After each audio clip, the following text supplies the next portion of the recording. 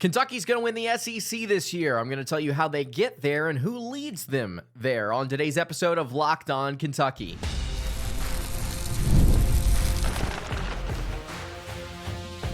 You are Locked On Kentucky, your daily podcast on the Kentucky Wildcats, part of the Locked On Podcast Network, your team every day. All right, what's going on, Big Blue Nation? Welcome on into Locked On Kentucky, your daily Kentucky Wildcats podcast. I'm your host, Lance Dawe, and on today's episode of Locked On Kentucky, the Wildcats are going to win the SEC. I'll tell you how they get there, as well as who's the leading scorer, rebounder, assist man on this roster. We're going to talk about the guys that might not win those different individual statistical categories, but will be major contributors on this team. We're going to give you win-loss projections for every single game. I'm going to tell you how the Cats are going to get there to the regular season. That's right, regular season SEC crown. Today's episode is brought to you by Game Time. You can download the Game Time app, create an account, use code LOCKEDONCollege for $20 off your first purchase. Thank you guys so much for making Locked On Kentucky your first listen every single day. Want to remind everyone out there that we are free and available on all platforms. And if you are watching on YouTube, I would love it if you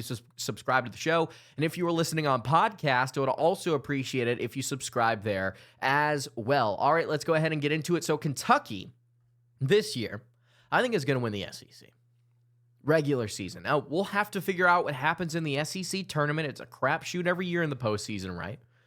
But before we get to the non-conference predictions, before we get to the, conference schedule, conference slate, let's talk about leading scorers, rebounders, and passers on this team. Who is going to lead this team in scoring? I want you to go ahead and comment below if you're listening on podcast. At Locked On UK on Twitter is where you can find me. Tell me who you think is going to lead this team in scoring, because while there might be some folks out there that think that Jaland Lowe is the offensive engine of this team, will take a lot of shots. I think he's going to do more passing than anything. Yes, he's going to get his, but Otega Oweh is going to lead this team in scoring once again. 16 plus points per game, shooting 49% from the floor and 35.5% from three last year. I think he's going to have similar efficiency, similar volume, and I think that 16.5 points per game is going to be enough to get Oweh as the leading scorer on this team. That's what I project him to have. Pretty similar stats to where he was a season ago. I think he's going to be as dominant as a slasher, to be honest with you. Something that I found frustrating as the end of the season kind of wrapped up was how Kentucky didn't go to him, I felt like, enough as a slasher, at somebody that could just get to the rim at will and finish with pretty decent efficiency. It was average to above average given the night. I really liked what I saw from Otega in the NCAA tournament, just how patient he was. He picked his spots very well against Troy, as he did against Illinois as well. I think that Oweh can be a more dominant force getting downhill. I think you can also see some playmaking off of that. I think you can see some inverted pick and roll with the way that Kentucky can space out their big men and the way that they like to pass and handle with those guys to begin with. I really think that Oweh as an offensive player can take a step forward while also strengthening himself in the ways that he kind of attacked last season to very solid effect. I think that Oweh is the leading scorer on this team. And then the second guy I have here, I do have Jaland Lowe, who I think is one of, if not the best point guard in America. Braden Smith, I think he gives him a run for Smith's money. He's a really good passer. I think if he can cut down on the turnovers, which I believe he will with this team, I think that Jaland is going to be more efficient. He's going to show the ball handling skills that he did at Pitt. He's going to be able to slither into the paint and get to the rim just about any time he wants to. And it's a matter of whether or not he wants to take the shot himself or if he wants to kick it out for somebody to spray it from three. Kentucky's got shooters on this roster. I think he's going to make this thing go.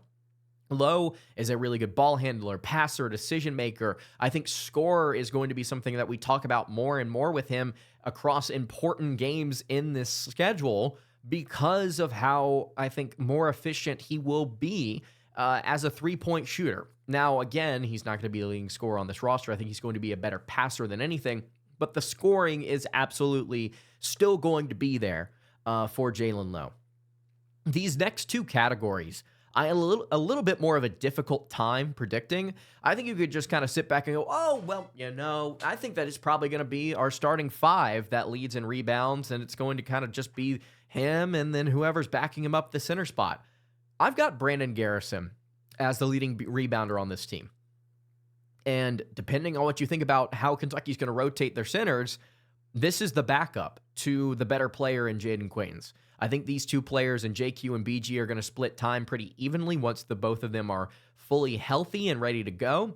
But I think that Garrison is going to end up being the better rebounder of the two because of how aggressive I think he's going to be trying to push himself to get better than what he was a season ago as kind of inconsistent. I think that Garrison is going to try and be one of the more imposing players around the rim on this roster and show that he is not just a slouch behind Jaden Quaintance, but he can actually carry his own weight as a former McDonald's All-American and somebody who did rock the rim during his time as a freshman at Oklahoma State. The second player that I have leading rebounds possibly, it's not Jaden Quaintance, who, again, I think will be a good rebounder. I just think that Mo Diabate is going to provide rebounding, and that's kind of going to be the best thing that he does. Not to say that he can't do anything else. I really like his defense. I like his physicality. I like his ability to slash into the lane and finish at the rim. The high efficiency on low volume from three a season ago is something that you love as well. But I think that the rebounding, because of the junkyard dog status that you kind of have here with Mo, is going to be the thing that carries the way. And second leading rebounder on this team is not going to be anything crazy. It might be 6.5, 6.8, something like that. And that might end up being what Diabate does. This might end up being a rebounding team that's not particularly excellent across the board, but they've got a lot of different guys that can grab boards for you night in and night out. And I think that's what we're seeing here possibly with Brandon Garrison and Mo Diabate. Who's going to be the leading passer on this team?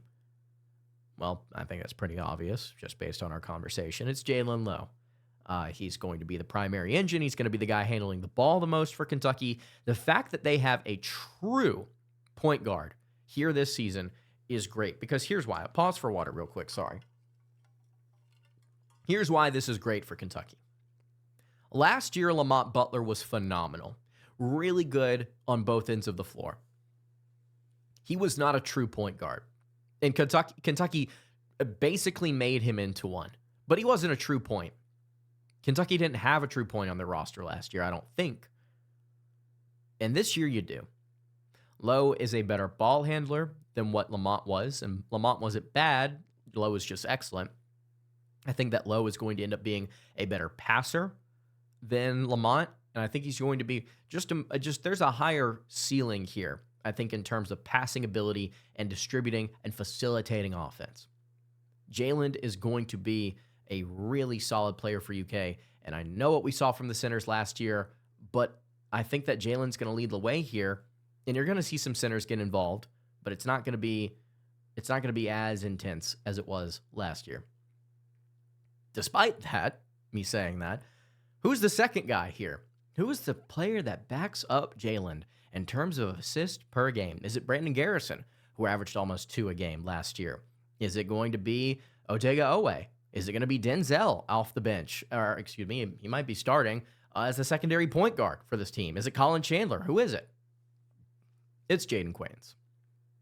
I think that Jaden Quaintance is going to be the second best passer on this team. We know what the 5 men did last year, right? Amari, incredible in different spots. Just brilliant as a passer at his size. Garrison, I think, is going to be really good. I think that Aberdeen, Oweh, Chandler, Jasper, I think all those guys are going to be able to pass the ball, right? But the ball is going to be in Lowe and Quaintance's hands more than anything, I think. I think in terms of passing, in terms of setting other players up. Now, I think that Lowe is going to have a lion's share of that compared to what the guards were doing for Kentucky passing last year. So the centers won't be as involved, but still, JQ is going to get involved. Absolutely, he will. So I think that Jaden is your second leading assist man here. Diabate is your second leading rebounder, and Lowe is your second leading scorer. I'm starting to realize how important Jaland Lowe is to this team. You get it now? If he can shoot 35+% from 3, that's an All-American if he's able to do the other stuff for Kentucky. So that's where I have Kentucky in terms of assists, scoring, and rebounding. Let me know what you think in the comments below. All right, we've got Kentucky basketball predictions for the regular season, non-con, conference record, overall record. Wildcats winning the SEC. Which games are they going to win to get there? We'll break it all down here in just a second. Before we do it, though, tell you guys about our friends over at Quo. One of the tools that helps make a huge difference for business owners is Quo, formerly Open Phone. It's the same great business phone system you've heard me talk about before. It's just a new name. Here's why it matters. Every single missed call is money left on the table. When every customer conversation counts, you need a phone system that keeps you connected 24/7. Quo is the #1 business phone system that streamlines customer communications. It works right through an app on your phone or your computer, so there's no more carrying 2 phones or relying on a landline. Their built-in AI agent is a game changer. It can answer after-hours calls, capture leads, keep businesses moving, even when you're off the clock. Whether you're a solo operator juggling everything or part of a larger team, Quo makes it easy to stay responsive and professional. See why over 90,000 businesses trust Quo, formerly Open Phone. Get started free and get 20% off your first 6 months at quo.com/lockedoncollege. That's QUO.com/lockedoncollege. And if you've got existing numbers with another service, Quo will port them over at no extra charge. Quo, no missed calls, no missed customers. All right, continuing along here on today's episode of the show. Thank you guys so much for tuning in. If you have not subscribed on the YouTube channel, podcast feed, a lot of you tuning in on podcast right now, man, and I really do appreciate it. Let me know in the comments below what you think about these stats that I put out at Locked On UK on Twitter is where you can find me as well. By the way, I just want to shout out real quick. I got to pull this up on Twitter because I think this is partially hilarious and partially awesome. Clint Darden on Twitter, at Clint Darden on Twitter, posting a video of him and his cat, which is just adorable, listening to Locked On Kentucky. The sad part about it is that they were listening to me ramble about how Kentucky football sucks right now, and so I apologize for that. But I really do appreciate you guys tuning in. Posting things like that on social media is really sweet. Helps me remember the fact that I've got all of you guys out here listening to me talk about a sport every single day. And it's honestly, it's incredible to just kind of be in this position to kind of discuss Kentucky basketball with you guys, something that I love so much day in and day out. And we are so close to the season, guys. So we're going to have a lot more entertaining stuff coming your way for both you, Clint, and your cat. So thank you guys for tuning in. And thank y'all for posting stuff like that. It really does make my day. So Kentucky basketball predictions. I'm going to tell you why Kentucky wins the SEC in a second. But first, let's get to the non-con slate, right? This is a pretty difficult schedule for Kentucky. They've got some big-time games at home. They've got some big-time games at neutral sites, and they got the one road game against Louisville very early in the season. I think the big positive here is that you have UNC, Indiana, both at home here instead of at some random neutral site. You've got the 3 games already, Madison Square Garden, Nashville, and then the CBS Sports Classic. All 3 of those games are going to be pretty tough at neutral sites. But I think that the positive here is that you have the opportunity to rack up wins at home against, and then get 2 probably quad 1 wins against UNC and Indiana, which we'll talk about quad 1 wins, probably possibilities, I should say, at the end of the episode. So let's start here at the very first game versus Nicholls. Kentucky's going to lose this game. No, I'm kidding. They're going to win. This is going to be a win for Kentucky. We're going to start 1-0. Then you play Valpo. You're going to beat them to be 2-0 heading into the Louisville game. Very good team. Probably going to be heading into this game very confident with their backcourt, their shooting. Probably going to come out with their hair on fire shooting the ball, right? It's going to be a very tough environment for UK. Breaking in a lot of new pieces. How's the offense flow with Jaland, a player that hasn't played very well. It's at different spots defensively against Louisville. Good offensively at times, but still concerns possibly with where Kentucky's at health-wise as well in that game. I'll say Kentucky finds a way to win. I say Kentucky wins against Louisville, and it makes them so mad. So mad. It's going to make the Cards so upset. Why will Kentucky win that game? I think that part of this, predicting win-loss, is just kind of saying, we'll see what happens. I really do think that there are far too many people in sports media that do not, how do I say this? They don't want to see other people happy. They don't want to see people have fun. And they don't want to see people just go out there and throw something at the wall because they enjoy talking about the sport and they really just want to kind of have fun with it. Because to be honest with you, If we knew who the best team in basketball was year in and year out, if we knew who was going to win the NCAA tournament, if we knew how Kentucky was going to do, we wouldn't play the games. We'd just sit there and just hand out awards, put our thumb up, you know what, and just roll on with life. We wouldn't have competition. We would not play the game. We play because of the opportunity for success, despite the fact that you might not even have a chance athletically, schematically, coaching-wise, what have you.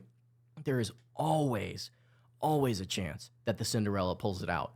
And man, Kentucky felt like a Cinderella early in the season last year when they beat Duke, when they beat Gonzaga, when they beat Florida to start the SEC slate. This felt like a special team that could do the impossible. Forget it. Louisville's a great team. Who knows? They may win that game by 20. I don't care. Right now, I'm saying Kentucky goes on the road and they beat Louisville, and that's a big upset that I'm predicting. Sue me if I have a hot take. Sue me if I somehow put Vanderbilt to win the SEC in football. By the way, if that happens this year, I'm going to take a big freaking lap on this show. We're moving on. Eastern Illinois win. You are 4-0 heading into the Michigan State game against Madison Square Garden. I should say Tom Izzo in a really tough spot. This is a building that has not been kind to you for goodness knows how long. Forget it. Kentucky wins this game as well. Now I understand. Just because Kentucky shocked teams last year early doesn't mean they're going to do it again. It also doesn't mean that they're going to be as healthy as they were at the beginning of the season. It also doesn't mean that they're going to find miraculous ways to get better defensively in the second half. Who knows? All I know is that it's fun to predict here. Let's go 6-0 heading into Loyola, Maryland. You beat them. You beat Tennessee Tech. You are now at 8-0 heading into that UNC game at home. That's a win. You go on the road to Gonzaga or against Gonzaga in Nashville. Seems like you can't do any wrong, and you pick up your first loss of the year. Had it not been for Gonzaga missing shot after shot after shot from three last year in the second half, open looks, Kentucky would have lost that game by 20 to 25 points. Mark Few might have Mark Pope's number. It's going to be another tough game where Kentucky, I think, might be the better team, genuinely. But they're not going to beat them here in Nashville. I'm going to be at that game. I'm predicting a loss. That's the first loss of the year for UK. Then they turn around. And then they beat NC Central. And then they beat Indiana. You've got possibly 5 quad one wins already between Louisville, Michigan State, UNC, 5 quad one games between Louisville, Michigan State, UNC, Gonzaga, and Indiana. You're 4-1 heading into St. John's, CBS Sports Classic. Pope, Pitino, 2 great teams in St. John's and Kentucky. CBS Sports Classic in Atlanta. You pick up your second loss. That's my prediction, at least. Now, you could probably say, oh, Lance, you flip the Louisville and St. John's games. Oh, you somehow lose to Indiana at home in a barn burner shootout type game. I think that Gonzaga and St. John's are going to be the 2 teams that frustrate Kentucky the most, and it's going to be for different reasons. Gonzaga offensively, and then St. John's defensively. Those 2 programs might not be as talented as Kentucky, and they are certainly very talented, I want to add, but I think that they're going to give Kentucky a lot of issues. And then you have Bellarmine to close out the non-con slate, and you win that game. So, you are 11-2. With losses to Gonzaga and St. John's in the final 5 games of the non-con slate. You picked up a big win against Indiana in the middle of that, but still, how good is Indiana? Kentucky's going to be a top 10, top 15 type team. Maybe a little higher than that, depending on how Michigan State and Louisville are viewed. And then you're going to go into your conference schedule. And this is where I think the magic happens. Let's break it all down here in just a moment. Let's talk about FanDuel first. The NFL season is here, and FanDuel has an offer you don't want to miss. Right now, new customers can bet just $5 and get $300 in bonus bets if they win. That's right, pick a bet, put down $5, and if it hits, you'll unlock $300 in bonus bets to use across the app. I love how FanDuel gives me a ton of different ways to play. Parlays, player props, even follow the lines live during games. What are you waiting for? Visit FanDuel.com to download the FanDuel app today and get started.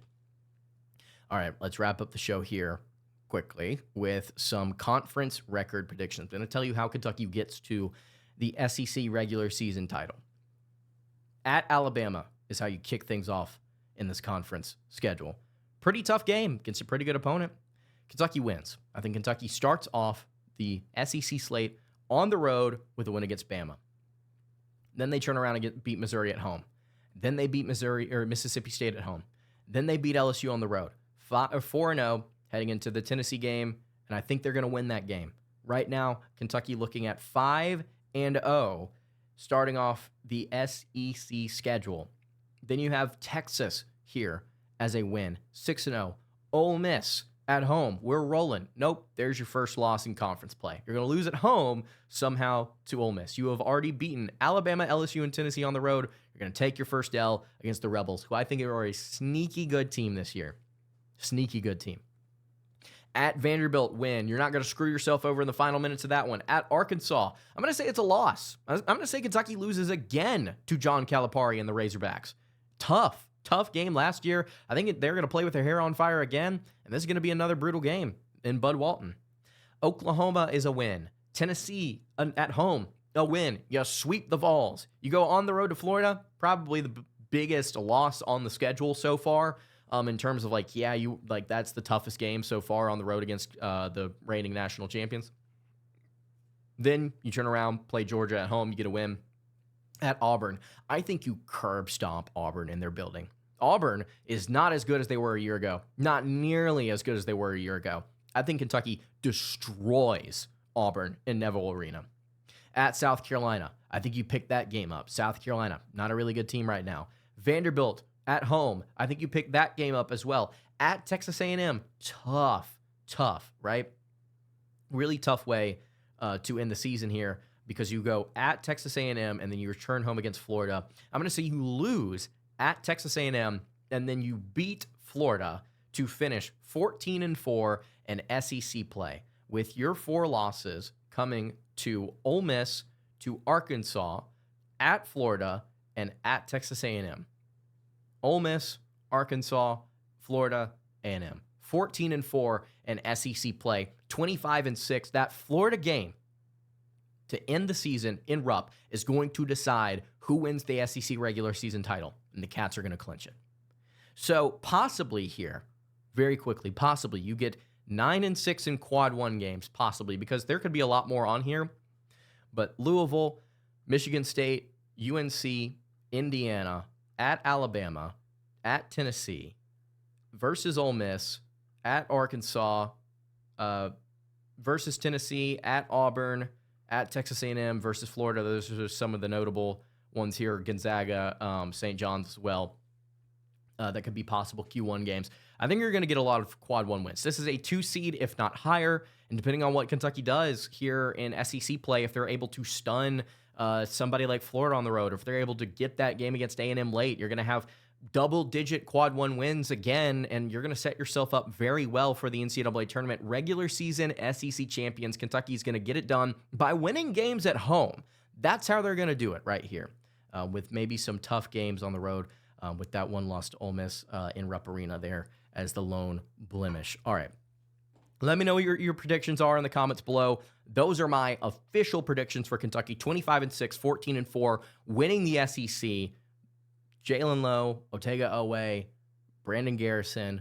Those are the guys you're going to be looking at. That's going to do it for today's episode of Locked On Kentucky. Follow the show on Twitter at LockedOnUK. Follow me on Twitter at LanceDawe_, and follow the show over on Instagram. That is at Kentucky Podcast. Any questions, comments, concerns, leave those in the YouTube comments below. I will see you all tomorrow for another episode of Locked On Kentucky. Hope you guys have a great rest of your day, and God bless.